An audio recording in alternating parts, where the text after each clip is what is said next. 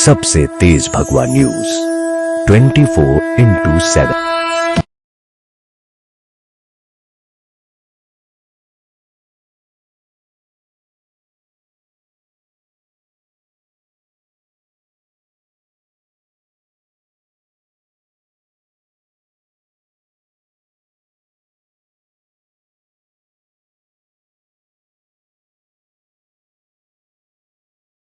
मित्रों नमस्कार। अपने बीच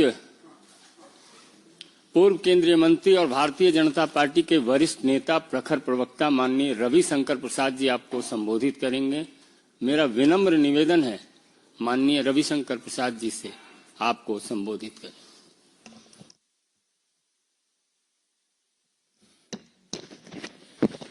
मित्रों, आज देश के एक महान नेता के बारे में चर्चा करने की इच्छा थी।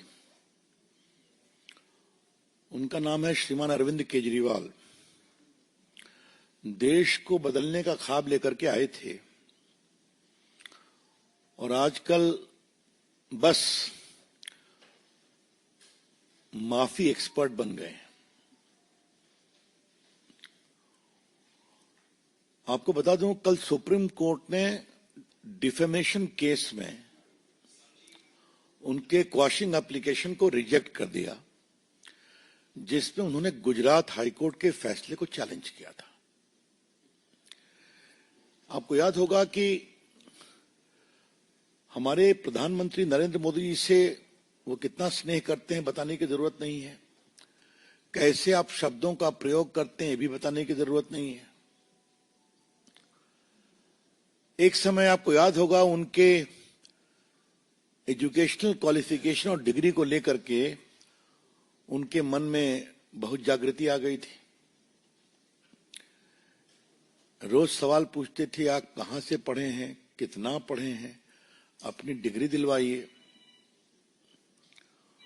और तो और अपने शुभचिंतकों के द्वारा उन्होंने आरटीआई भी लगवाया कि the prime minister must show his educational qualification. बाद में कोर्ट ने उस आरटीआई के प्रोसेस को रिजेक्ट किया। गुजरात यूनिवर्सिटी के खिलाफ बहुत अनाप शनाप बातें कही गई थी, तो गुजरात यूनिवर्सिटी ने अपने रजिस्ट्रार के माध्यम से एक डिफेमेशन केस फाइल किया था। श्रीमान अरविंद केजरीवाल जी, श्रीमान संजय सिंह जी, इन सबों ने कही थी बातें। उसके बाद मजिस्ट्रेट ने कॉग्निजेंस लिया, वो सेशन कोर्ट के पास गए, उन्होंने उसको रिजेक्ट किया। वो हाई कोर्ट आए, हाई कोर्ट ने भी उनके प्ली को रिजेक्ट किया और कल वो सुप्रीम कोर्ट आए और सुप्रीम कोर्ट ने भी उनके प्ली को रिजेक्ट किया। ये बैकग्राउंड जानना बहुत जरूरी है। मजिस्ट्रेट कोर्ट ने कॉग्निजेंस लिया, समन किया, वो सेशन कोर्ट गए, सेशन कोर्ट ने रिजेक्ट किया, फिर वो हाई कोर्ट गए, हाई कोर्ट ने रिजेक्ट किया, फिर वो सुप्रीम कोर्ट गए, सुप्रीम कोर्ट ने कल रिजेक्ट कर दिया। इसके पहले संजय सिंह के भी प्ली को सुप्रीम कोर्ट ने रिजेक्ट किया हुआ था। फिर उसके बाद ऐसा चर्चा में है कि उन्होंने सुनवाई में ही माफीनामा का आग्रह किया। कोर्ट ने कहा यह नहीं चलेगा, माफीनामा अगर आपको देना था तो पहले करते। अब वो आपने मेरिट पर सुनवाई किया, तो या तो हम मेरिट पर फैसला करेंगे या आप इसको विड्रॉ करिए। तो उन्होंने इसको विड्रॉ कर लिया। अब वो ट्रायल चलेगा। दुनिया भर को ईमानदारी और भ्रष्टाचार का सर्टिफिकेट देने वाले केजरीवाल साहब का सच्चा चेहरा तो समझ में आया। देश के सामने लंबे समय जेल में रहे और उसके बाद फिर आगे की कहानी आपको मालूम है, वो आज का विषय चर्चा करने का नहीं है। लेकिन थोड़ा हम लोग ने रिसर्च किया तो मालूम हुआ 10 बार केजरीवाल साहब माफी मांग चुके हैं। Mister Arvind Kejriwal has tendered apology after making false defamatory allegation 10 times. देखिए, भाजपा के आईटी सेल के ध्रुव राठी के बारे में उन्होंने 26 फरवरी 2024 को माफी मांगा कि हमने गलती से ट्वीट कर दिया। आपको मालूम है हमारे नेता स्वर्गीय अरुण जेटली से उन्होंने माफी मांगा था जब वो डीडीए के अध्यक्ष थे, उनके खिलाफ झूठा एलिगेशन लगाया था। मामला हाईकोर्ट में गया तो उन्होंने कहा ठीक है हम माफी मांगते हैं, तो उन्होंने खुद माफी मांगी, उनके सभी साथियों ने भी माफी मांगी जिन्होंने आरोप लगाया था उनके सहयोगी नेताओं के द्वारा। तो ये हुआ दूसरा मामला। ये सब चीजें बकायदे रिकॉर्ड पर हैं, इसलिए मैं रिकॉर्ड से ही बता रहा हूं आपको। तीसरी बात, उन्होंने अकाली दल पंजाब के नेता हैं विक्रम मजीठिया, उनको कहा था ये ड्रग का कारोबार करते हैं। उन्होंने मानहानि का केस किया तो फिर माफी मांग लिया। ये हुई तीसरी बात। चौथी बार हमारे पार्टी के वरिष्ठ नेता नितिन गडकरी के खिलाफ उन्होंने कहा था ये भ्रष्ट हैं। नितिन गडकरी जी ने जब केस किया डिफेमेशन का तो चिट्ठी लिख के कहा कि आई एम सॉरी, हमने गलत आरोप लगाया था, वो वापस किया। आजकल तो लोग एक ही गुट में हैं, लेकिन कपिल सिब्बल से भी माफी मांगा है उन्होंने। 18 में कपिल सिब्बल और उनके बेटे अमित सिब्बल से ये माफी मांगी। 13 में जो भ्रष्ट लोगों की सूची बनाई थी उसमें कपिल सिब्बल का भी नाम डाल दिया था। उनके बेटे अमित सिब्बल की बात मैंने कही। अवतार सिंह भड़ाना बीजेपी के सांसद थे, उनके खिलाफ भी 31 जनवरी 14 को आरोप लगाया था, बाद में माफी मांगी। जो हमारे पत्रकार बैठे हैं आपको याद होगा कि 15 में किसानों की रैली हुई थी दिल्ली में, जिसमें एक किसान ने आत्महत्या की थी, उसमें उन्होंने माफी मांगा था। ये जो कोरोना की मीटिंग होती है, जो सीक्रेट मीटिंग होती थी चीफ मिनिस्टर प्राइम मिनिस्टर की, उसको उन्होंने टेलीकास्ट कर दिया। तो बाद में जब पीएमओ से कहा गया तो उन्होंने कहा आई एम सॉरी, नहीं करना चाहिए था। और फिर आम आदमी कार्यकर्ताओं के ऊपर जो पत्थरबाजी किया था उन लोगों ने, उसके लिए भी उन्होंने सॉरी बताया। तो 10 बार ये माफी मांग चुके हैं। क्या मतलब है इसका? आप देश के प्रधानमंत्री के बारे में इस तरह की बातें कहिएगा? अरविंद केजरीवाल का आचरण गैर जिम्मेदाराना है। The entire conduct utterance of Arvind Kejriwal is utterly irresponsible as far as Prime Minister Modi ji is concerned. आप उनको आलोचना करिए, आपका अधिकार है, आप उनसे लड़ चुके हैं इलेक्शन, काशी में हार भी चुके हैं, दिल्ली में हारे हैं आप लोकसभा के चुनाव में। आगे देखिए क्या होता है, जनता तैयार बैठी है बदलने के लिए। इस तरह की भाषा का और इस स्तर की भाषा का कि डिग्री दिखाओ अपना, और उसके माध्यम से यूनिवर्सिटी को भी मानहानि के शब्दों में कंडेम करना, ये बहुत दुर्भाग्यपूर्ण है। बीजेपी इसको बहुत ही कंडेम करती है। The BJP condemn this kind of utterances. वैसे अरविंद केजरीवाल के एक और सखा है इस मामले में, उनका नाम राहुल गांधी है। एक बार राहुल गांधी की भी गिनती करेंगे संजय, कितना डिफेमेशन केस हुआ है उनके खिलाफ। चल रहा है, कुछ भी बोल देते हैं, डिफेमेशन होता है। आपको याद होगा कि उनको सुप्रीम कोर्ट में माफी मांगा उन्होंने। देश की राजनीति में आलोचना का अधिकार है, देश की राजनीति में विरोध का अधिकार है, लेकिन देश की राजनीति में झूठे मर्यादा विहीन आरोप लगाने का अधिकार नहीं है। You can criticize, you can oppose, but if you level allegations bereft of standards of probity and propriety, which is defamatory, then suffer the consequences. बहुत सीधी सी बात है। तो ये थोड़ा विस्तार से बताना जरूरी था। हम लोग भी खामोश थे कि मामला सब जुडिस था।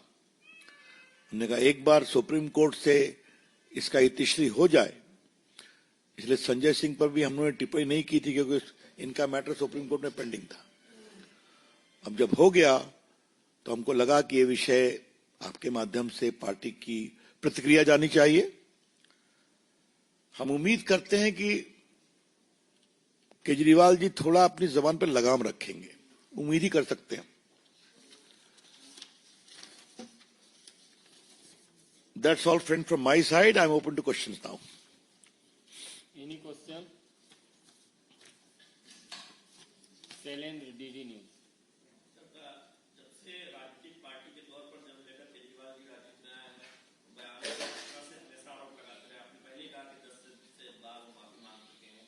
हाल ही में चर्चा में ये भी है कि जिस घर को उन्होंने खाली किया उसमें अंतर्राष्ट्रीय स्तर के सामान लगे, लाखों रुपए खर्च हुए। तो क्या आपको लगता है कि आप जब सुप्रीम कोर्ट में माफी मांगे तो वो जनता से माफी मांगे, उन्होंने गलत बयान दिया था सार्वजनिक तौर पर, बयान नहीं देना चाहिए कि हाँ उन्हें केजरीवाल उन किन्हीं भी मानकों पे सही उतर रहे हैं जो उन्होंने अन्ना हजारे के आंदोलन में देश को बताया था। मैं फिर रिपीट कर रहा हूं, किसी भी मानक पर सही उतरे हैं वो, राजनीति में, शुचिता में, मर्यादा में, ईमानदारी में। तो ये कौन सी नई बात है?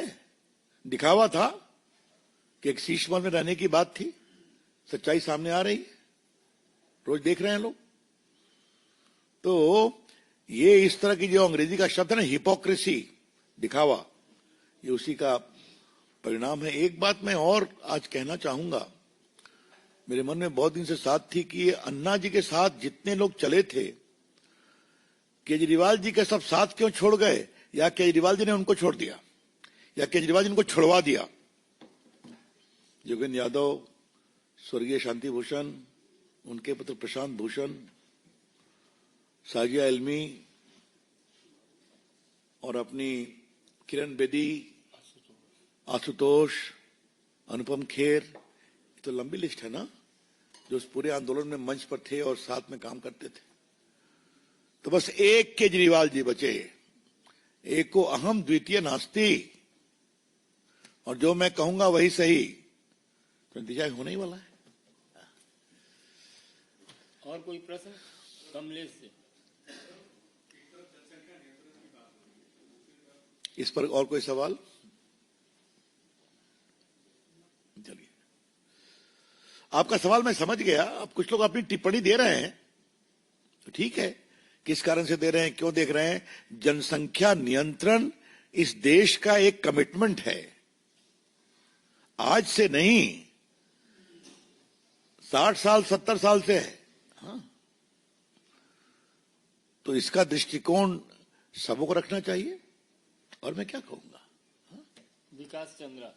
मेरा सवाल है कि प्रियंका गांधी की नॉमिनेशन में पूरी कांग्रेस पार्टी वायनाड करेगी, जैसा कि संसद भवन में अब एक और चुनौती आपने दी। चुनौतियों से न हम डरते हैं, न हमारे नेता डरते हैं, तो आप क्यों परेशान हैं? आने दीजिए। हम तो, हमारे लिए तो तुलना का अवसर मिलेगा कि भाई कैसे बोल रहे हैं, बहन कैसी बोल रही हैं। अगर वो जीत जाती हैं तब देखेंगे। आनंद पांडे, टीवी 9। सर, जो जनसंख्या सवाल तो उससे जुड़ा हुआ है कि स्टालिन ने कहा है कि 16 बच्चे पैदा करें और हमारी आबादी कम हो रही है। उन्होंने भी कहा कि इसका असर हमारी लोकसभा सीटों पर पड़ेगा। हमने नीतिगत बातें बता दी हैं, बस उसको उसी रूप में देखना चाहिए। Mohit Bhatt, Times Now. Sir, a major development came up today, yesterday, when the Foreign Secretary basically stated that India and China decided to go back to 2020 agreement, and it's a major development. Now, but the Congress Party and OWC are politicizing it and asking for a proof, sir. How do you see the statement that happened? Well, as far as the Indo-China negotiation is concerned, the details have been clarified by the Foreign Secretary and the Foreign Minister. We stand with that. We have no comment to offer. As far as Mr. Rahul Gandhi and Mr. Owaisi are concerned, how much they understand the nuances of foreign policy and diplomacy is a larger question of debate. जी, जहां तक चीन से रिश्तों का सवाल है, तो ये एक संवेदनशील विषय है जिसमें कूटनीतिक स्तर पर वार्ता हुई और वार्ता के बाद जो भी निष्कर्ष निकला उसकी जानकारी विदेश सचिव ने दी और विदेश मंत्री ने दी। हमको इसके अलावा कुछ नहीं कहना है। जहां तक राहुल गांधी और ओवैसी साहब की टिप्पणियों का सवाल है, कूटनीतिक संवाद, इन सबों के संबंध में उनकी समझदारी कितनी है, इस पर चर्चा करने की आवश्यकता है।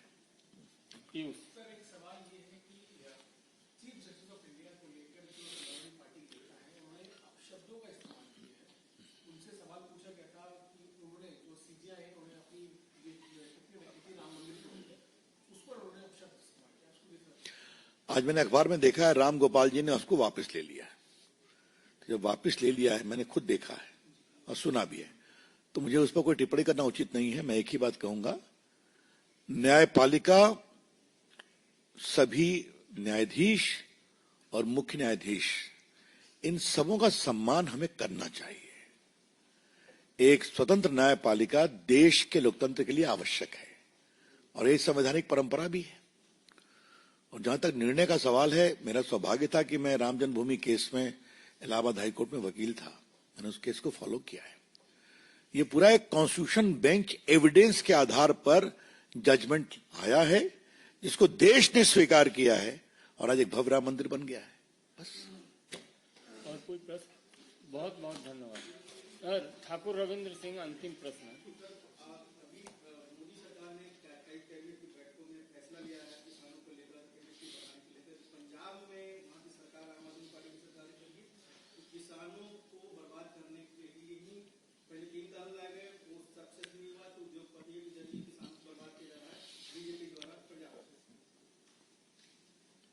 आपने होमवर्क नहीं किया लगता है, सवाल का कर लिया है। अच्छा ठीक है, इसको जरा पूरा हम भी पढ़ लेते हैं जो आप पढ़ रहे हैं, उसके बाद इसका सुविचारित उत्तर देंगे हम। बहुत बहुत धन्यवाद।